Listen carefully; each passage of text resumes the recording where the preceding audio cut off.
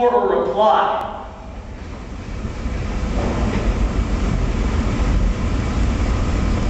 Then none of my offended.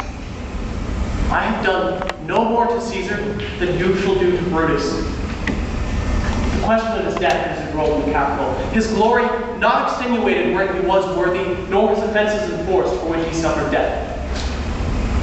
Here comes his body, borne by Mark Antony, who, though he had no part about his death, shall receive the benefit of his dying, a place in the Commonwealth, as which of you shall not? With this I leave you. That as I slew my best lover for the good of Rome, I have the same dagger for myself, should it please my country to need my death.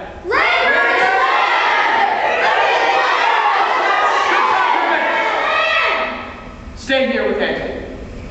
Do grace to Caesar's corpse, and do grace to his speech tending to Caesar's glories, which Mark Antony, by our permission, is allowed to make. We will hear about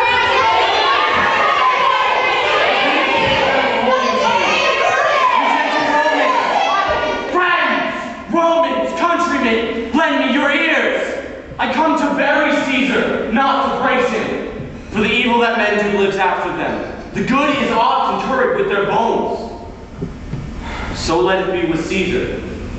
For the noble Brutus hath told you Caesar was ambitious. If it were so, it was a grievous fault, and grievously hath Caesar answered it.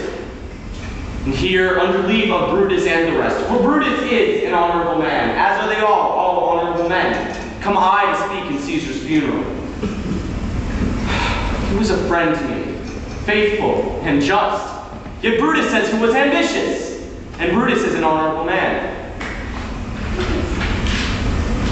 He hath brought many captives home to Rome, whose ransoms did the general coffers fill. Did this in Caesar seem ambitious? Yet Brutus says he was ambitious, and Brutus is an honorable man. I come not, friends, to disprove what Brutus spoke, but I come to speak what I do know. You all did love him once. What then prevents you to mourn for him? Oh, judgment, thou art fled to brutish beasts, and men have lost their reason. Pardon me. My heart is in the coffin there with Caesar, and I must pause till it come back to me.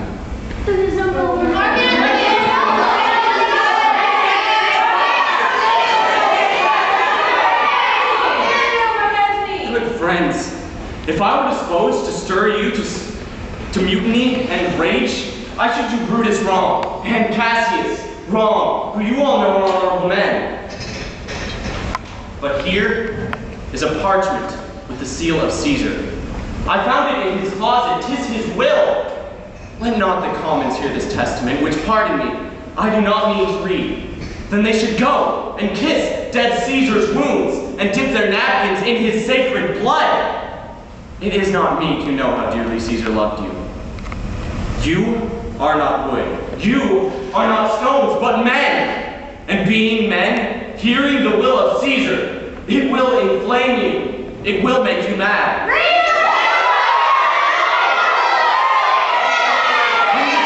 Then to read the will? Shall I descend and will you give me leave? No!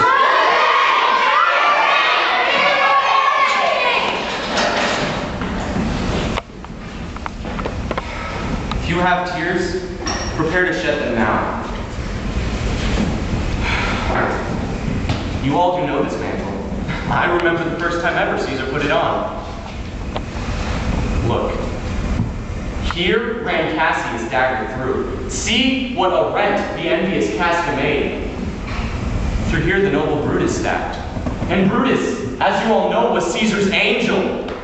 Judge, oh you gods, how dearly Caesar loved him.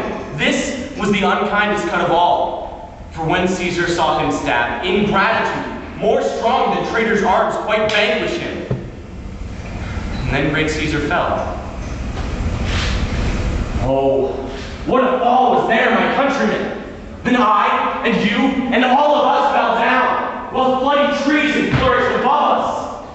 Here is himself, marred, as you see, with traitors.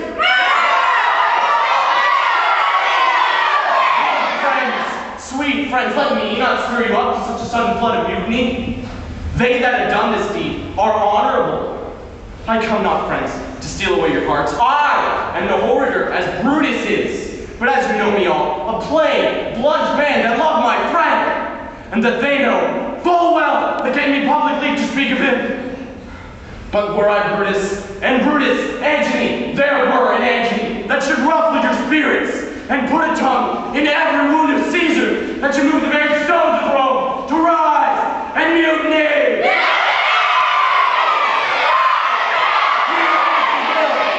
And under Caesar's seal, to every several man, to every Roman citizen, he gives 75 drachmas. He hath left you all his private walks, his new planted orchards, and his arbors. When comes such another?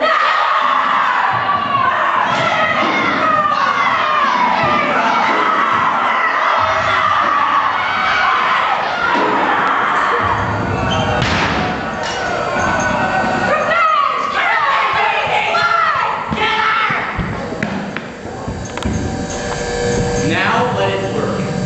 Mischief, thou art afoot. Take thou what force thou wilt.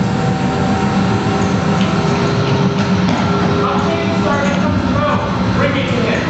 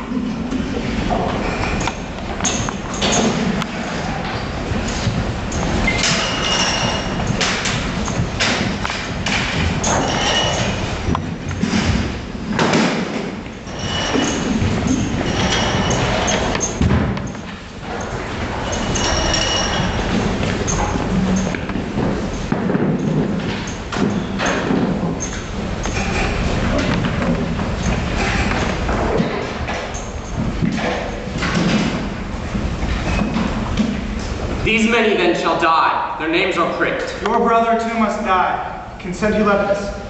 I do consent. Here comes that. Upon condition, Publius, who is your sister's son, Mark Antony, shall not live. He shall not live. Look, with a spot, I damn him. But, Lepidus, go you to Caesar's house. Fetch the will hither, and we shall see if we can cut off some charge and legacies. What? Shall I find you here then? Or here or at the capital. This is a slight, unmarriageable man, need to be sent on errands. Is it fit the threefold world divided he should stand, one of three to share it? So you thought that. Octavius, I've seen more days than you, and though we lay these honors on this man to ease ourselves of divers slanderous loads, he shall bear them as the ass bears gold, to groan and sweat under the business, either led or driven as we point the way. But he is a tried and valiant soldier. So is my horse! But, Octavius, listen gravely. Brutus and Cassius are now levying powers. We must straight make head. Therefore, let our alliance be combined, and let us presently go sit in council. Let us do so. For we are at the stake and bait about many enemies. Some that smiles have in their hearts, I fear. Millions of mischiefs.